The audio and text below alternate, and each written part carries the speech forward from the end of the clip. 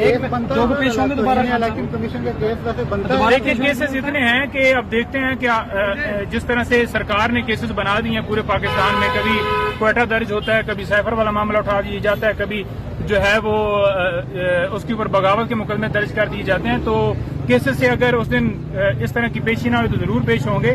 خان صاحب تو کسی جگہ پہ نہ بھاگ رہے ہیں. آپ دیکھ لیں کہ ڈسٹرکٹ کورٹ کے اندر کل جس طرح کی صورتحال تھی، وہاں پہ جیسے پلانٹ کر کے لوگ لائے گئے تھے اور جو نعرہ بازی کی اور عدالت کے اوپر جیسے حملہ کیا گیا، پھر بعد میں ایک لیکوڈ تھا یا کیا تھا، ایک بوتل جو ہے وہ پھینکی گئی. ایک نولی کا بندہ کھڑا ہے، وہ نولی کی ٹوپی پہن کے. جی آج بھی اسی طرح سے کیا ریلیف ملا ہے؟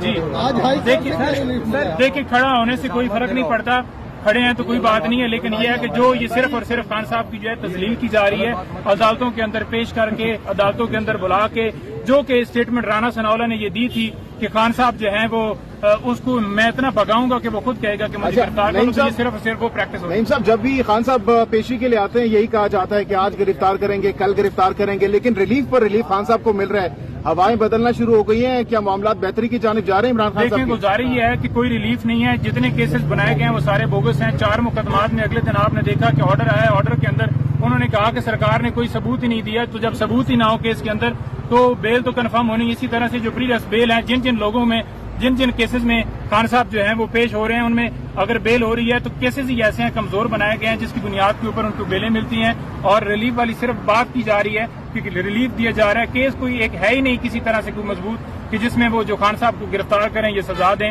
تو یہ ساری جو ٹیکٹس کی جا رہی ہے وہ ویسے ہائی کورٹ سے کیا عدالت ہم نے سنا تھا توہین الیکشن کمیشن یہ کیس بنتا ہے ویسے. جی اس کے اوپر میں نے وہ پہلے بتایا کہ توہین الیکشن کمیشن جو ہے وہ قانون کے مطابق نہیں ہے. جو کنٹیمپٹ پروسیڈنگ ہے وہ ہائی کورٹ یا سپریم کورٹ وہ کرتی ہے، اور سو موٹو کا اختیار تو بالکل ہی نہیں ہے، وہ سپریم کورٹ کے پاس ہے. اور یہ جو نوٹس بھیجا گیا وہ غیر قانونی. نعیم صاحب لاسٹلی بتائیے، خان صاحب سے آپ کی وکلا کی ملاقات ہوئی ہے رات کو، کیا باڈی لینگویج کیا کہنا ہے؟ دیکھیں رات کو جو ملاقات ہوئی ہے تقریباً کوئی ہماری گھنٹہ جاری رہی ہے، اور سائفر کے اوپر بڑا ہنس کے وہ ہمیں بتا رہے تھے کہ دیکھیں یہ جو سائفر ہے وہ بیسیکلی جو اوریجنل ہے، اوریجنل فارم میں جو فورن آفس ہے اس کے پاس ہوتا ہے، اور جو پی ایم ہے اس کے پاس کاپیاں ہوتی ہیں، وہ بھی ڈی کلاسیفائی فارم میں آئی تھیں. تو میرے پاس تو نہ کسی وہ جو ڈاکومنٹس تھا وہ اس کا کسٹوڈین میں تو نہیں تھا. تو میرے اوپر جان بوجھ کے یہ الزام لگایا جا رہا ہے. کبھی کہتے ہیں چرا لیا گیا ہے، کبھی کہتے ہیں کہ سیاسی مقاصد کے استعمال کیے گئے. دیکھنا یہ ہے کہ کیا وہ ڈاکومنٹ جو خان صاحب نے جس کا ذکر کیا ہے ڈی کلاسیفائڈ فارم میں آ کے، کہ کیا وہ سیاسی استعمال ہوا ہے یا نہیں ہوا ہے. تو آپ اس کا رزلٹ دیکھ لیں کہ ایک چلتی پھرتی حکومت کو جس طرح سے گرایا گیا اس سے ثابت ہو گیا کہ وہ واقعی باہر سے دھمکی ملی تھی. اور یہ ساری بہت شکریہ، تھینک یو.